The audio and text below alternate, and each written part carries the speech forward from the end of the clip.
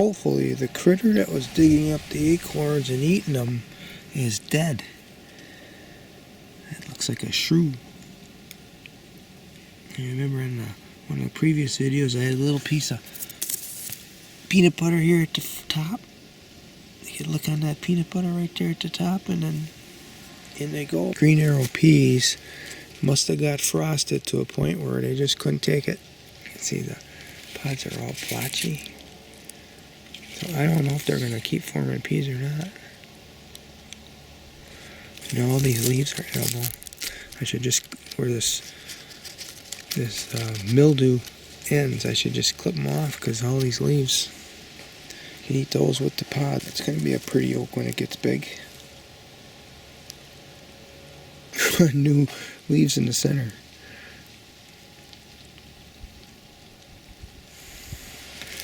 And the rutabaga is beginning to form good roots, even though the cabbage moths were in here munching away. First it was the slugs working them over, now it's the cabbage moths. All my little house friends have migrated out of here already. About the only things that can make it through the chicken wire. Cabbage moths are working over to Colorado too. But it's still growing.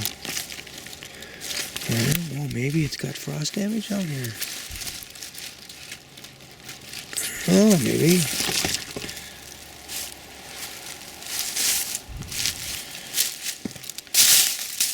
Kind of see it there too. Time to pick them.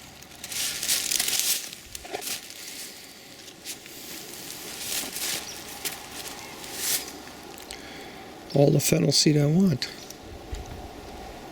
Here's a mustard that worked its way up.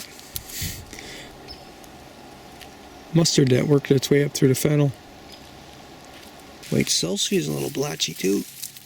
It must have been really deep frost up here. All the leaves of the beans are gone. Question is, did it form any beans that'll grow next year?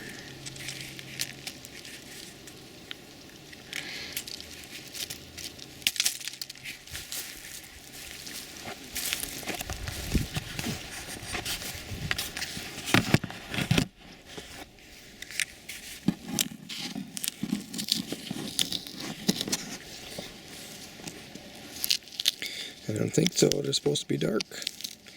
They're really soft. They needed more time. They're planted too late. These are the Cherokees. Bad. They only have a 2-year second season of experience with them. They don't grow fast.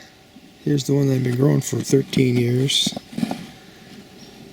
And that's what they look like when they're ready to germinate again. So maybe these beans are really soft yet.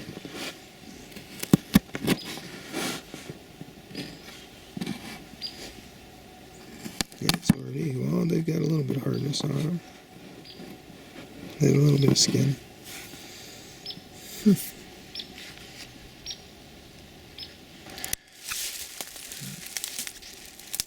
Lots of them to look at.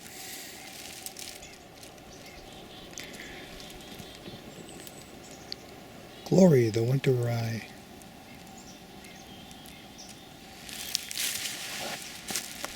I'm going to really take care of this little patch. See how many rye seed I can grow in a little spot. Compact system.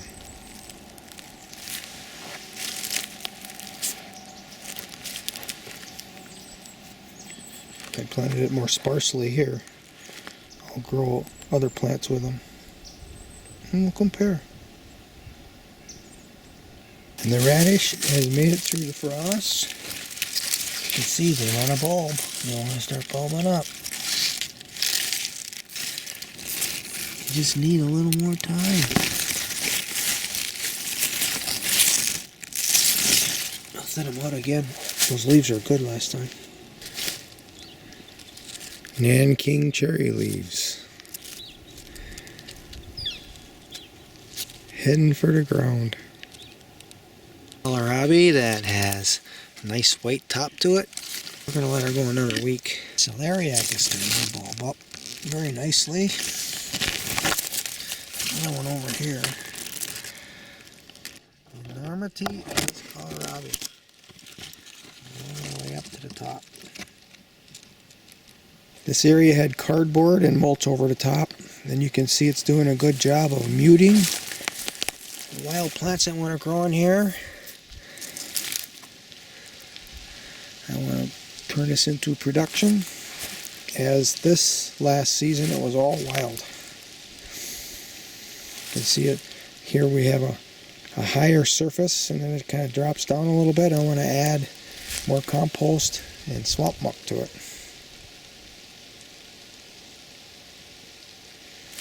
I want this entire area to be level, and I'm going to cage it, plant her up. These are my grandma's onions. There's a lot of wild plants growing with them. Before I cage it up, it'll all be weeded out, including the harvest of the onions. But for now, this little area here is going to get a good dose of ferment water. And the cardboard's going back over with the mulch. Beet just looks so nice. Let me get under the cage and get a close up. Look at that. That's a dandy. A Shiraz beet from Siskiyou. Definitely these Cherokee black beans needed more time. I don't know if it's enough time to make, dry bean seed. White salsify is gorgeous, beautiful. Thin the radish out of a couple more plants. The idea is not to get too much heat and sun on them. That encourages them to bolt. Make a root. I want them to make a root. Make a root radish. Root. Beautiful winter rye. I tried to loosen up the chicory out of this part of the bed. I only want some growing to the back of the bed. But it didn't work. They were too long. They're way down in there. Broke them off. I'll have to weed them down until they either run out of energy or the corn that I'm going to plant here is going to shake them out. Soil aggregated together. Soil life has done this. Particularly bacteria. They secrete a gel. What they're trying to do is form little conclaves so that they don't keep falling through the soil down below where all the life wants to be. When this happens, all the elements that are needed to produce plants are here without any further additions. The bacteria is converting it all to a soluble form so the plants can eat it.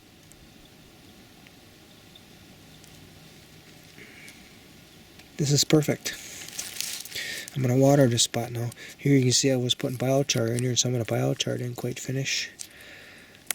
But you can see it's breaking apart easy. I tried to break it apart before I put it into the compost, but it doesn't always work out. But that's okay. That can stay here too. But look at my hand. Watch this. My hand has disappeared. I can go farther too if I wiggle around a little bit. My instinct is to break that up, but I'm just going to water it. Let it integrate back naturally. As much as I can. I mean, I'm not a purist with any of this, but just look at these. These are the roots that I pulled out that came from the Jerusalem artichokes right here. Yeah, look at how long they were. Then I harvested the tips where there was little bitty bulbs. This is a stand of Jerusalem artichokes right here.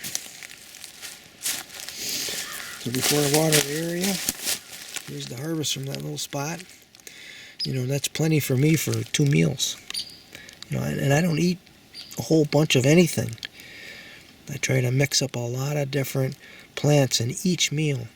So like if I have just one of these potatoes, one of these onions. So I'll probably have to, I like onions. I'll probably have a couple of them.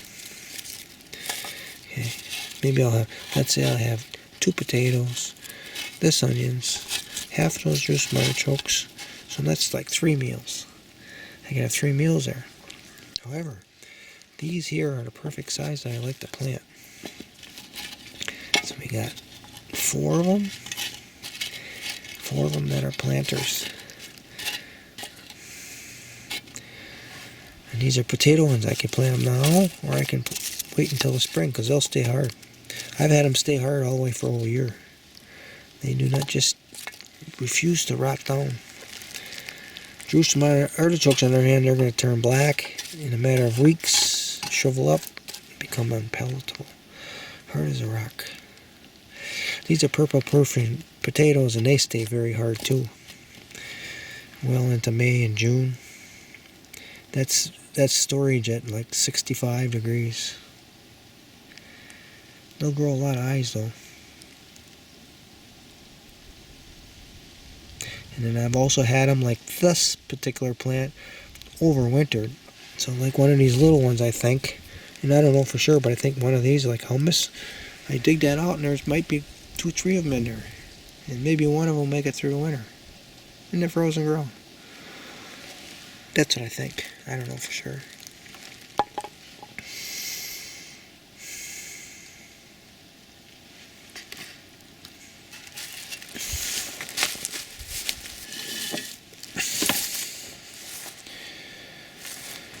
Here's the chicory root that I pulled out of the ground. You can see some of them left their tips in the ground. I'm going to plant these. I'm going to bring them apart, plant them in my garden bed at home, and see if the roots just resprout next year. I think they will, but I want to find out. The pea harvest, I ate more than that yesterday. I just filled my face with them. And then here's some more of the potato onions that I dug up in another spot. Stick them here with those guys. This is a parsnip. Look at all the splitting of the root. That shows there's a lot of nitrogen in the soil, and I never added any. That came from Soil Life. So what it's telling me, I really need to plant corn there next year. I was not expecting this bulbing carrot here. It looked like there was going to be a little one. That's beautiful. Here's a couple little radish plants. The leaves are succulent to eat. And those little roots are going to be good too. And this is a rutabaga. You can see the cabbage moths have been doing a number on the leaves. They're still bulbing up. You know. And these are the immature Cherokee black beans you can see right there. But that's edible. I ate some yesterday. The pods aren't so good. They're stringy, and I'm not saying they're sour or anything, but they're not anything I want to eat. I mean, if I was starving, I'd eat them. But I'll pick through them. Maybe I'll get 20 or 30 of those, and I'll fry them up and eat them. This is a big pile of the chicory that I think there's seed in there. I'm going to stuff it all into that bag, and hopefully it'll fall out, and I'll have seed at the bottom of that bag to plant next year. So we have a fava bean plant here that died back. I pulled it out of the ground. You can see it's got a really nice root. I don't really see, well, there's little nodules on there. That's the nitrogen probably. Then here's a fava that one of the side shoots died back, but look at it. Even after those frosts, it's blossoming. Yeah. I know there were 3 frosts, 3 mornings in a row for sure. There might have been a couple more. But now there's not going to be any frost again for a week. Look at the top. But they're not, hardly any of them form beans, like next to none. Oh, and here's maybe a little damage.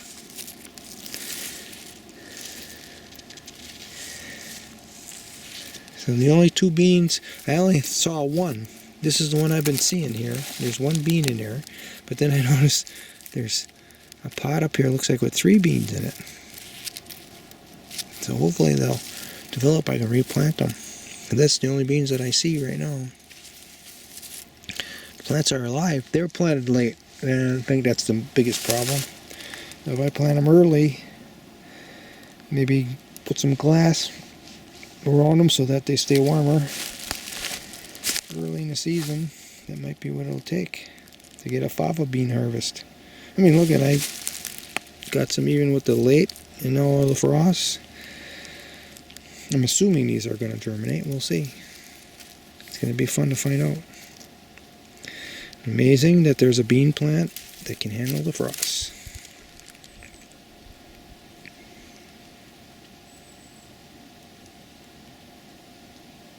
I cut the pretty red plants with the seed heads. You see there's some down in there, and then there's some behind the fence. And I draped them over the cages that I placed to protect the honeyberries from the rabbits. Hopefully we'll get some pretty red plants in here. We're definitely going to be getting honeyberries because a lot of them survived. Of course, this bed here I kind of protected a little bit. I weeded out. The other bed I planted isn't doing so good because I didn't weed it. We're hoping there's some seed in here and it comes up. Well, I can see seed falling out of there. Good.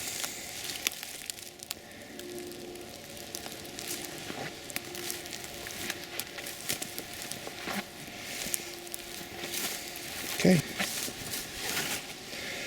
Chicory seed heads are in the bag. The remainder of the chicory, as well as some other wild plants that I pulled out of the beds, are now in for an immersion. The ferment tank. We get every bit of nutrient back into our garden beds this way, plus a lot more. All the bacteria that we're producing. That bacteria is fertilizer. I drew the ferment barrel down twice this trip. It had enough rainwater to replace it. One of the beds that don't have anything growing in them anymore. Huh? Yes, indeed, there's soil life happening. It's crawling all over the place. And they're secreting and dying. And those elements are going to be the fertilizer for next year's crop. If I let it all dry out, there wouldn't be the soil life that there is now because I'm watering it. And that is the basis of healthy food for me to eat. I planted an Indian currant here a long time ago. And first notice right now. Huh.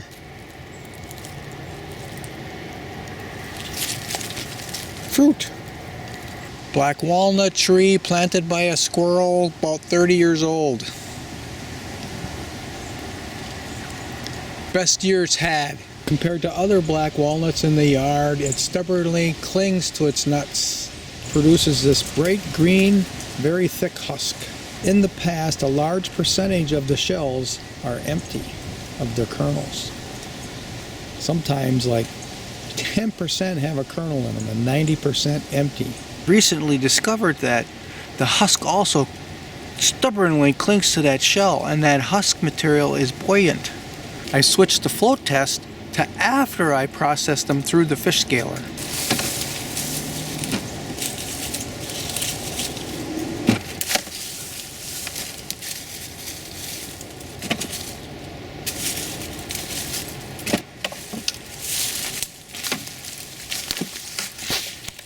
Learning the energy in versus energy out formula while participating in a permaculture design course, I decided my backyard to be largely by hand.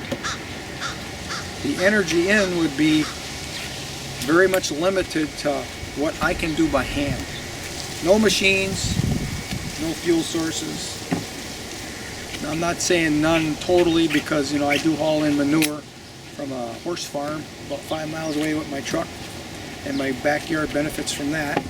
And every so often I use an electric chainsaw to cut up the trees for firewood and trellis sticks. But other than that, all the production and harvesting, processing of the food I want to be by hand. Black walnuts have become a very high production component to my backyard. And you know, you hear a lot of things about how to process them. You know, I even heard people, oh yeah, we drive over them with cars. That's very machine orientated. It takes energy to do that. The energy I'm concerned with is my human labor energy.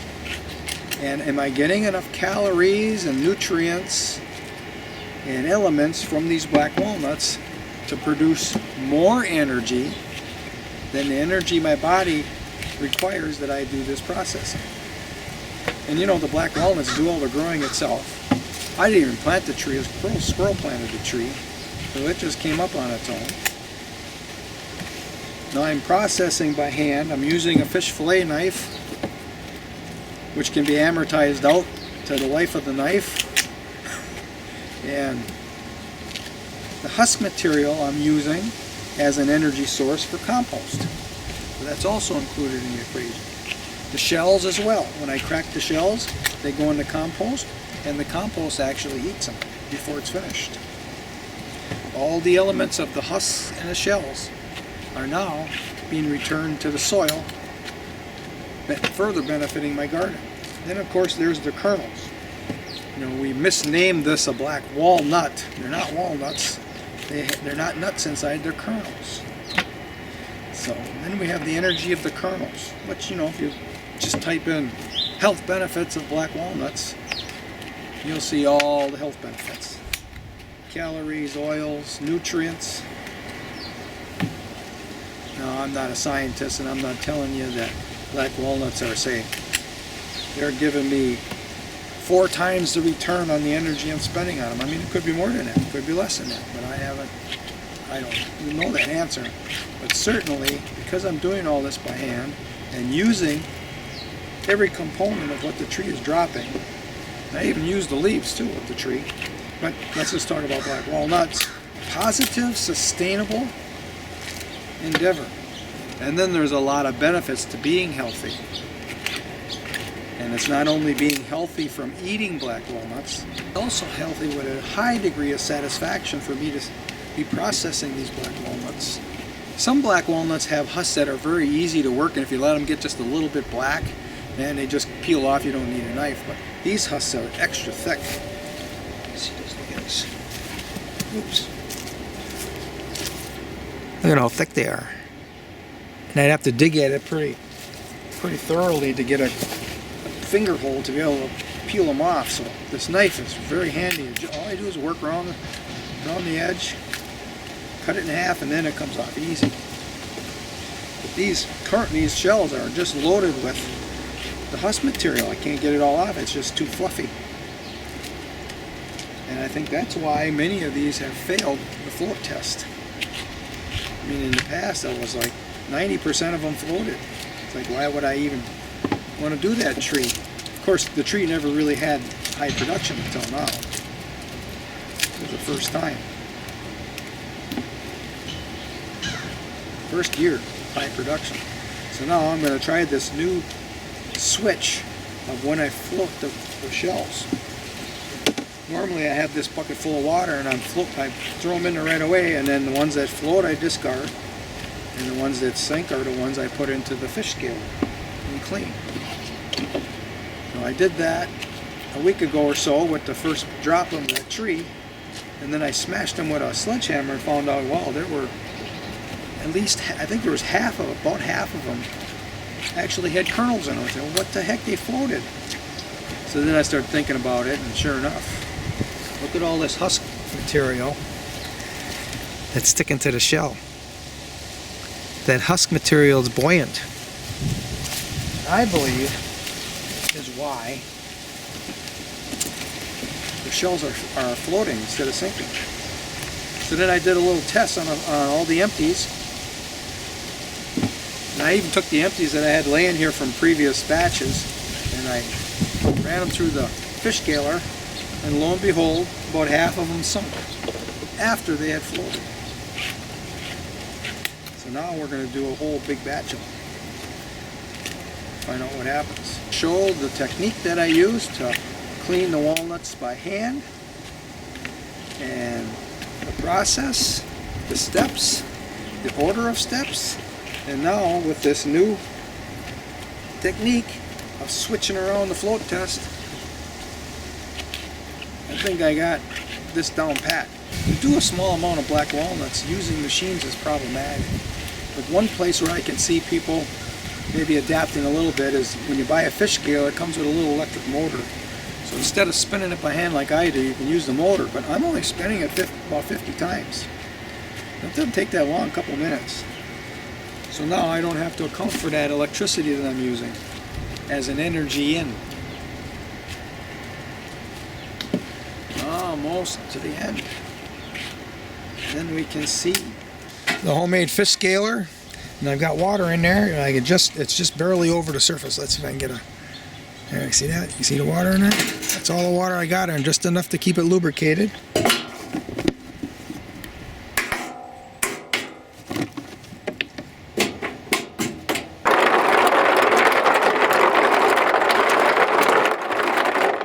Now, since these spikes inside are pretty sharp, and it has taught me not to reach in there to grab them. Instead, just dump them out.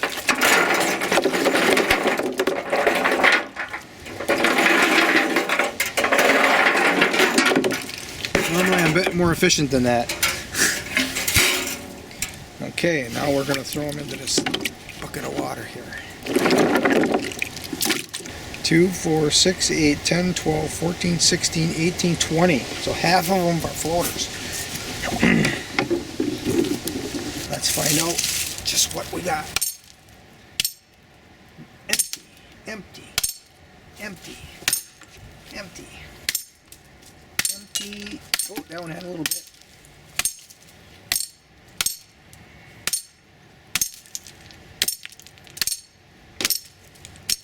That one has some.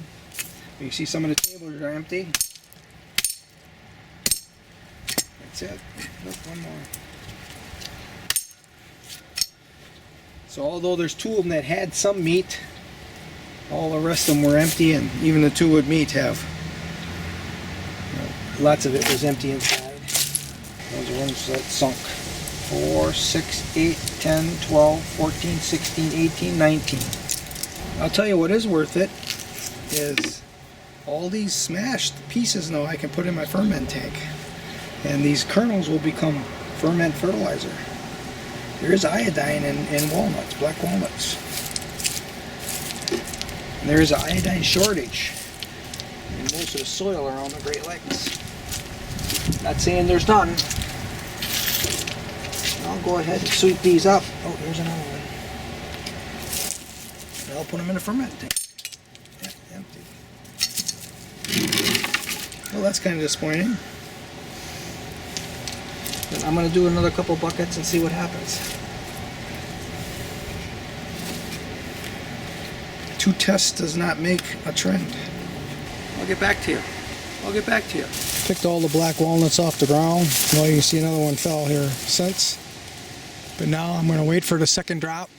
And I'm thinking the second drop is going to be more productive. Less empties.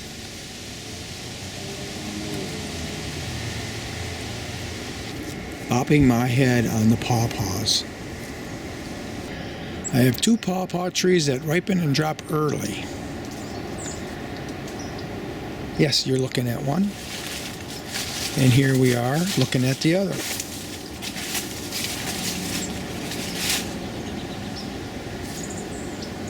That tree gets honorable mention. This tree even still has green leaves. And fruit that's hard. Yeah, hard as a rock. This tree's going to be coppiced.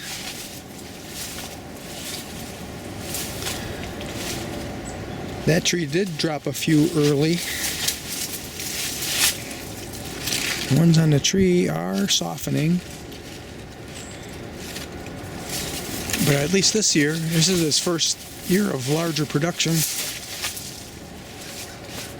It's not as early as this one.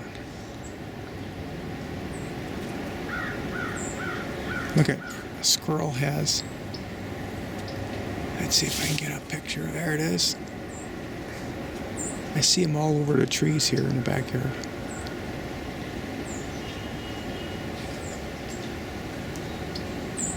Let's get a picture of that. That's kind of neat.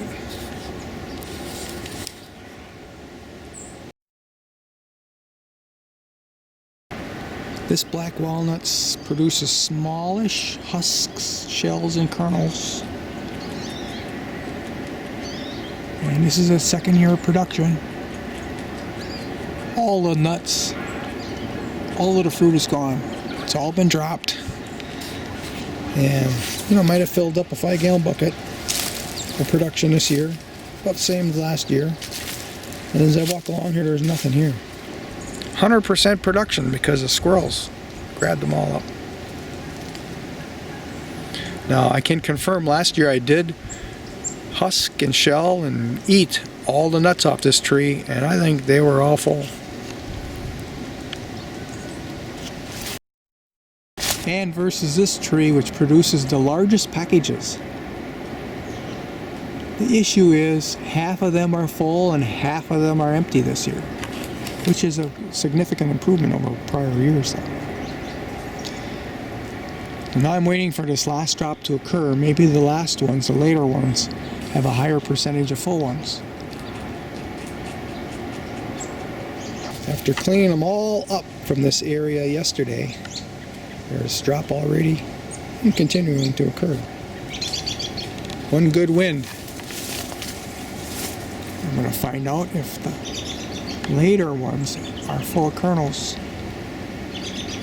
At least a higher percentage of them are than the early drop.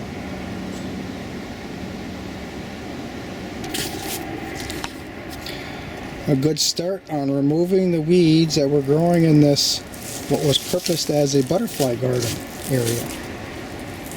This is the ferment tank.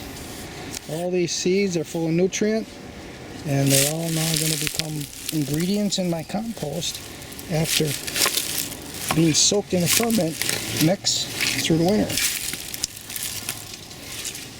I got a lot in here, it's getting tight. I still got about a third of the bed to go. Some of the stalks are brown. Well, I'm going to have fermented browns to add to my pile. This already has a whole lot of black walnut husk in it. See them right there? That's another bioaccumulator. This persimmon looks ripe. Oh, it's very soft. Won't come off though very easy.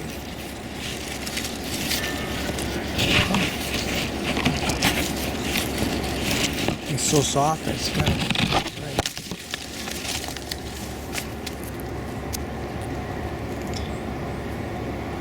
I don't eat in the morning, so I'm not going to eat it now. That one's still hard. That one still looks extra ripe. Ooh, that came out right in my hand.